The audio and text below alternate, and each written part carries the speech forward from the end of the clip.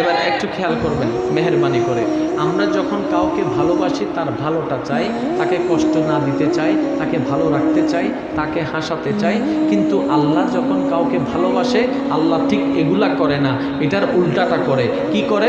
আল্লাহ যাকে ভালোবাসে তাকে কষ্টতে রাখে, আল্লাহ যাকে ভালোবাসে তাকে দুঃখের মধ্যে ফেলে, আল্লাহ যাকে ভালোবাসে তার চোখ দিয়ে অশ্রু ঝরায়, আল্লাহ যাকে ভালোবাসে তাকে কলঙ্কর শিকার করায়, আল্লাহ যাকে ভালোবাসে শরীরের কষ্ট বাড়ায় দেয়, আল্লাহ যাকে ভালোবাসে অপমানের গলা তার গলায় পড়ায় দেয়, আল্লাহ যাকে ভালোবাসে দুশ্মনী তার পিছনে বেড়ে যায়, আল্লাহ যাকে ভালোবাসে তার পায়ের নিচে কাঁটা ফুলে, আল্লাহ যাকে ভালোবাসে এদিকে অত্যাচার ওদিকে অত্যাচার, এদিকে অত্যাচার ওদিকে অত্যাচার। ও মওলা, তুমি না আমাকে ভালোবাসো, তাহলে এত কষ্ট দিচ্ছ কেন? রব্বে করিম বলে, তোমাদের ভালোবাসার ধরন আর আমার ভালোবাসার ধরন এক নয়। তোমরা ভালোবাসলে আগলায় রাখো, আমি ভালোবাসলে আগুনের মধ্যে ফেলে দিই। দেখো না ইব্রাহিমকে আগুনে ফেলেছি, দেখো না ইব্রাহিমকে আগুনে ফেলেছি, দেখো না ইব্রাহিমকে আগুনে ফেলেছি। ইব্রাহিম আমাকে ভালোবেসেছে, মহাব্বত করেছে, আমি ইব্রাহিমকে আগুনের কুণ্ডলিতে ফেলে দিয়েছি। ইউনুস আমার প্রেমে পাগল হয়েছে, মাছের পেটের মধ্যে তাকে ধাক্কা দিয়ে ফেলে দিয়েছি। ইউসুফ আমার প্রেমে পাগল হয়েছে, কূপের মধ্যে তাকে আমি ফেলে দিয়েছি, জেলখানার মধ্যে বন্দি করে দিয়েছি। আদম আমাকে ভালোবেসেছে, কান্নার পর কান্না করেছি। আইয়ুব আমাকে ভালোবেসেছে, তার সারা শরীরে রোগ দিয়েছি। ও মাওলা, তুমি এমন করো কেন? বলে যে আমি দুনিয়ার সাময়িক নিয়ামত দিতে চাই না, যে ভালোবাসবে তাকে আমি তাজরি মিন তাহতিহাল আনহার ওয়ালা জান্নাতের নিয়ামত দিতে চাই। বলেন সুবহান। কাজ করেন না, অনেকদিন তো কষ্ট করেছেন, অনেকদিন ধৈর্য ধরেছেন, অনেকদিন সহ্য করেছেন। এই রূপ নিয়ে মানুষে কত নানান কথা বলে। উনি কেমন নবী হলো, নিজেকে ভালো করতে পারে না। উনি কেমন নবী হলো, নিজের উপকার করতে পারে না, মানুষের কি উপকার করবে? নিশ্চয়ই উনি বন্ড। না হয় আল্লাহ ওনাকে এত কষ্ট দিচ্ছে কেন? মানুষের যার যার চিন্তা আর কি, সে তারা মানুষের মুখ কি আর বন্ধ করে রাখা যায় রে ভাই? কখনো সম্ভবপর নয়। এবার ওনার স্ত্রী বললেন বাহির থেকে কথা শুনে, ও আইয়ুব নবী, আপনি তো আল্লাহর নবী, একবার আল্লাহকে বলেন না আল্লাহ যেন আপনাকে সুস্থ করে দেয়, আল্লাহ যেন আপনাকে ভালো করে দেয়। এবার আইয়ুব নবী উত্তরে কি বলেছেন জানেন? যাকে দোয়া করার অনুমতি দেওয়া হয়েছে, এত সুযোগ থাকার পর উনি কি বলছেন জানেন? ও আমার স্ত্রী, তোমার জন্য কিছু লাগলে বলো, আমি তোমার পক্ষ হয়ে আল্লাহর কাছে দোয়া করব। আর একটু আওয়াজে, তোমার যদি কিছু লাগে বলো, আমি তোমার পক্ষ হয়ে আমার মওলার কাছে ফরিয়াদ করব। আমার দুশমনের যদি কিছু লাগে বলো, আমি তাদের পক্ষ হয়ে মওলার দরবারে ফরিয়াদ করব। আশেপাশের মানুষের যারা আমাকে ধাক্কা দিয়ে বের করে দিয়েছে তাদেরকেও বলো, তাদের কিছু লাগলে আমি তাদের পক্ষ হয়ে মওলার কাছে ফরিয়াদ করব। কিন্তু আমার জন্য আমি একটা ফরিয়াদও করব না, আমার জন্য আমি একটা ফরিয়াদও করব না। ও আইয়ুব নবী, আপনি কেন করছেন না?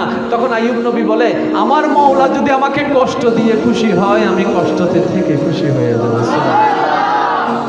উনি কষ্ট দিলে আমি কষ্টতে রাজি। আরেকটু জোরে। উনি যদি কষ্ট দিয়ে রাজি হয়, আমি কষ্টতে থাইকে রাজি হই। সেজন্য এক আশিক বলে, ও মাওলা, তুমি যদি খুশি হয়ে আমাকে জাহান্নামে দাও, আমি জাহান্নামে যাইতে রাজি আছি। বলেন সুবহান। পাগলরা, দুনিয়ার পাগলরা খুঁজে জান্নাত, আর মওলার পাগলরা খুঁজে মওলার রহমত।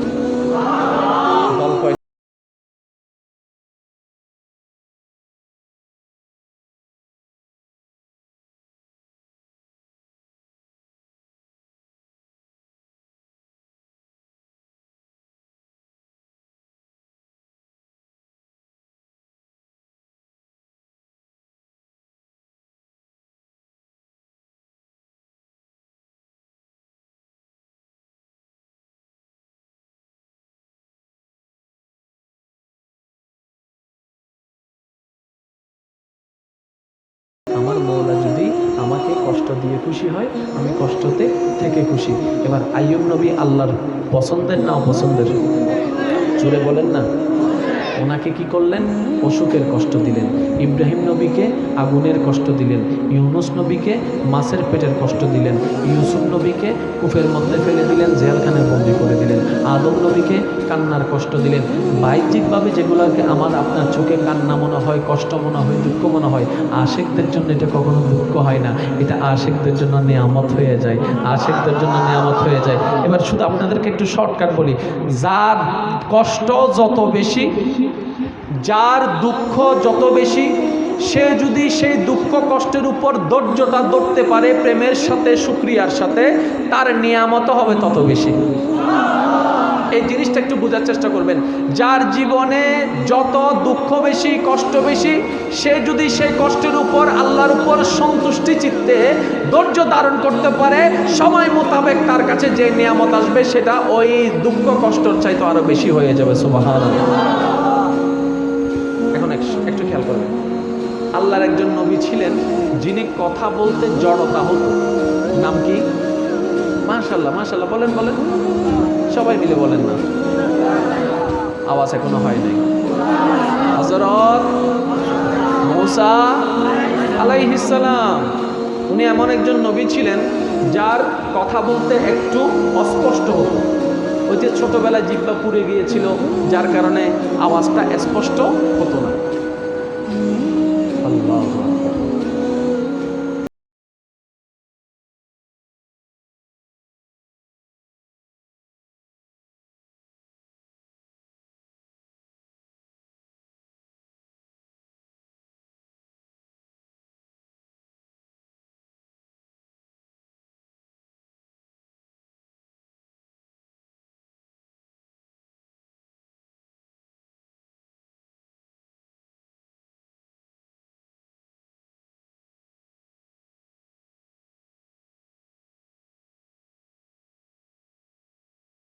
শুকরিয়া করতে আছে একদিন, 1 বছর, 2 বছর, 5 বছর, 10 বছর, 15 বছর, 20 বছর, নির্দিষ্ট সময় যাওয়ার পরে এবার আল্লাহ বলে, মূসা এতদিন তোমার কথা বলতে কষ্ট হয়েছে, অধৈর্য হলো না কেন?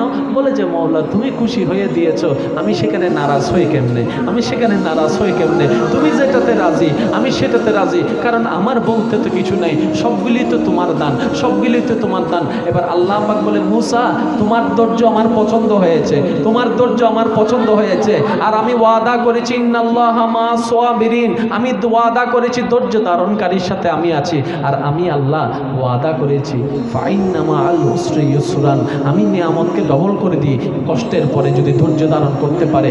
আল্লাহ তো তুমি কি দিবা? আল্লাহ পাক বলে, এতদিন যে তুমি কথা বলে শান্তি পাও নাই, ধৈর্য ধারণ করেছো, আমি খুশি হয়েছি। মূসা তোমার জন্য একটা নিয়ামত রেখেছি, একটা উপহার রেখেছি, একটা গিফট রেখেছি। ও মাওলা কি? বলে যে আসো তুর পাহাড়ে, আমি আল্লাহ সরাসরি তোমাকে কথা বলার সুযোগ দান করবো। সুবহানাল্লাহ। শুধু জবানের জড়তা ধৈর্য ধরেছেন। আরেকটু জোরে বলেন না। আল্লাহ জবানে জড়তা দিয়েছেন, উনি আপত্তি না জানে ধৈর্য ধরেছেন। আলহামদুলিল্লাহ, আলহামদুলিল্লাহ, আলহামদুলিল্লাহ, ঠেস মারলো বলে আলহামদুলিল্লাহ, বন্যায় করলো বলে আলহামদুলিল্লাহ, ব্যঙ্গ করলো বলে আলহামদুলিল্লাহ। আল্লাহ পাক ওনার ধৈর্য যখন দেখলেন, বলে যে ঠিক আছে আসো, তোমার সব দুঃখ ভুলে দিব, আমার সাথে কথা বলার সুযোগ দিলাম। মূসা হয়ে গেল মূসা কালিম।